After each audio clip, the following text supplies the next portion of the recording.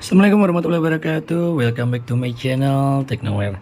Nah, jadi ceritanya kemarin setelah pulang kampung, saya mendapati ada kerusakan di mobil saya. Sebenarnya gejalanya nggak ada sama sekali ya, setirnya juga masih nyaman, masih lempeng, nggak goyang sama sekali. Cuman ketika pas saya steam mobil, itu ternyata karet rack end saya itu sobek sehingga grease-nya keluar. Kejadiannya sih belum lama ya, jadi habis lebaran kemarin. Nah, saya putuskan untuk langsung mengganti karet boot atau karet rack end-nya, karena nanti kalau dibiarin potensinya itu jadi kemana-mana ya. Jadi nanti pasir bisa masuk, debu bisa masuk, sehingga ball joint di rack end-nya itu nanti jadi aus ya. Nah, itu udah selesai diganti. Cuman ternyata pada saat pembongkaran itu ada ditemukan kerusakan lain ya. Jadi yang pertama, rubber dari lower armnya itu pecah. Yang kanan itu belum begitu parah. Nah, cuman yang kiri itu udah pecah parah ya. Nah, ini saya udah beli spare partnya. Saya singkirin dulu. Nah, ini saya dari merek RBI. Jadi RBI ini rubber basing impor ya. Jadi saya nggak mau yang merek Honda karena banyak sekali KW-nya. Dan perlu diketahui ya, kecuali teman-teman beli satu paket arm set utuh, itu Honda menyediakan. Tapi kalau teman-teman beli spare part cuma rubber basingnya, itu kata bengkel kaki-kaki ya. Jadi bisa dikatakan itu KW ya, karena Honda nggak menyediakan spare part rubber basing aja. Jadi Honda menjual set dengan armnya. Nah, jadi saya putuskan mengganti karetnya aja atau rubber basingnya aja ya. Nah, ini bisa dilihat made in Thailand. Ini untuk Civic 2006 sampai 2011. Nah, ini kode part numbernya. Nah, ini untuk lower armnya. Nah, ini kemasannya ini satu set kanan kiri sama ya. Kalau sepintas ini kualitasnya bagus ya. Saya coba buka dulu.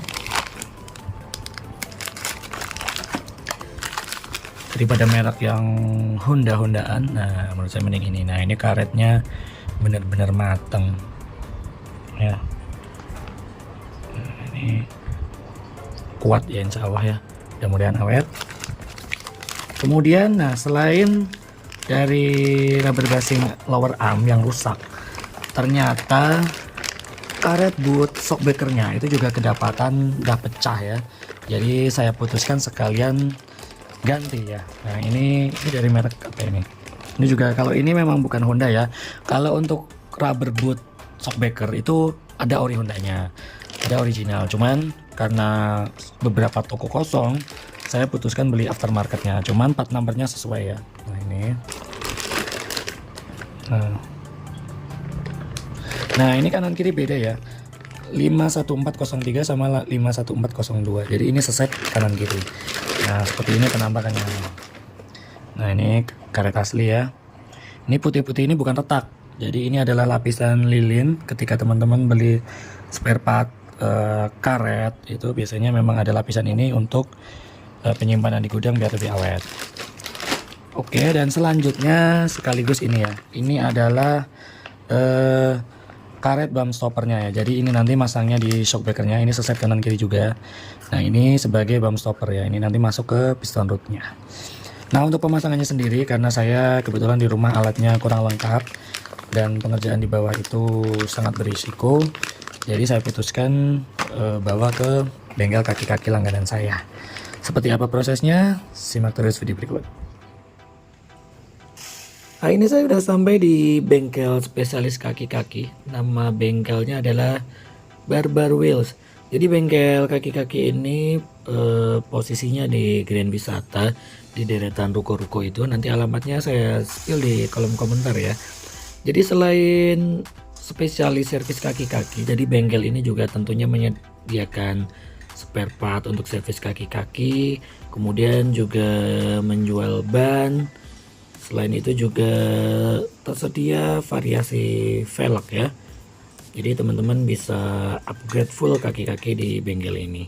Nah, selain servis kaki-kaki, ini juga menyediakan paket spuring, balancing, pair custom, juga bahkan ada checking mesin ya. Jadi apabila ada kerusakan di bagian understeel itu teman-teman bisa dicek melalui checking mesin ya. Jadi nggak cuma nebak-nebak kemungkinan ininya part ininya, jadi bisa dicek secara detail ya. Seperti yang saya sampaikan tadi, jadi ini di dalam ruang tunggunya ini teman-teman disuguhi pemandangan beragam velg ya. Jadi mulai dari ring terkecil sampai terbesar sini komplit ya. Jadi teman-teman tinggal pilih dan tentunya disesuaikan dengan budget masing-masing. Nah, ini proses pengerjaan udah dimulai. Jadi ini mulai melepas bagian lower armnya untuk dipasang rubber basing yang spare partnya udah saya sediakan sendiri. Dan setelah menunggu beberapa saat proses pengepresan rubber basing udah selesai. Nah, ini kondisinya bisa kita lihat. Nah, ini rubber basing yang baru udah terpasang di lower armnya ya. Untuk karet yang lainnya ini kondisinya masih cukup oke. Dan ternyata setelah dilakukan proses melepas lower arm ini, ternyata diketahui bahwa T-rod saya itu oblak ya. Nah, ini bisa dilihat.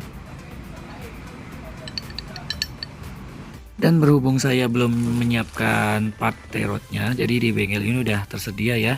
Ini dari merek 555 atau 555. Ini partnya ini made in Japan ya. Jadi insya Allah kualitasnya bagus dan tentunya ini original ya. Nah, bisa kita lihat kualitasnya cukup bagus ya. Semoga awet.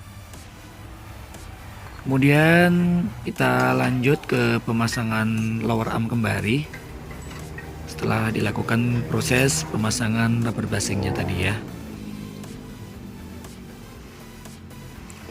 Setelah proses ini selesai, jadi nantinya berlanjut ke pengerjaan shockbreaker ya. Jadi nanti shockbreaker depan ini dibongkar dan yang akan diganti adalah karet bootnya ya. Jadi karetnya itu kemarin dicek udah pecah, udah sobek-sobek. Nanti akan dicek sekalian ya.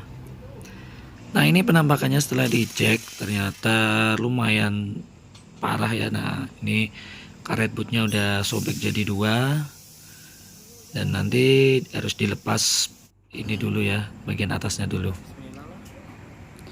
Dan untuk melepas spring shockbreaker ini jadi harus melepas bracket bagian atas dulu dan tentunya menggunakan alat khusus berupa tracker ya. Nah, jadi seperti ini, springnya harus di tracker dulu, baru kemudian bracket dilepas dan boot karet tengahnya nanti bisa dipasang yang baru ya.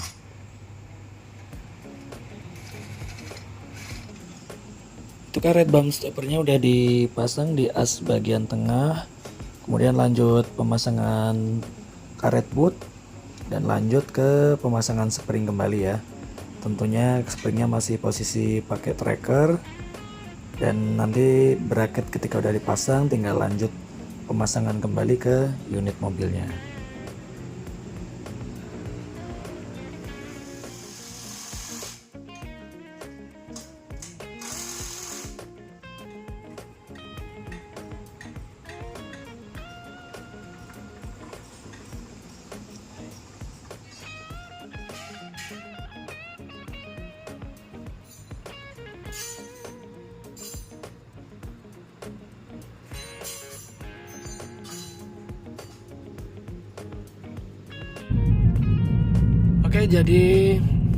Oke, jadi ini udah selesai perbaikan, udah test drive juga buat muter-muter.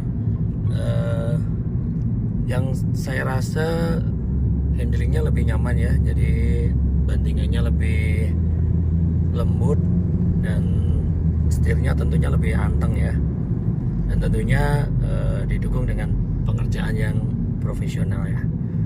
Oke, sekian dulu video yang dapat saya bagikan kali ini. Mudah-mudahan bermanfaat buat teman-teman semuanya. Sekian dari saya. Wassalamualaikum warahmatullahi wabarakatuh. Salam Technoware.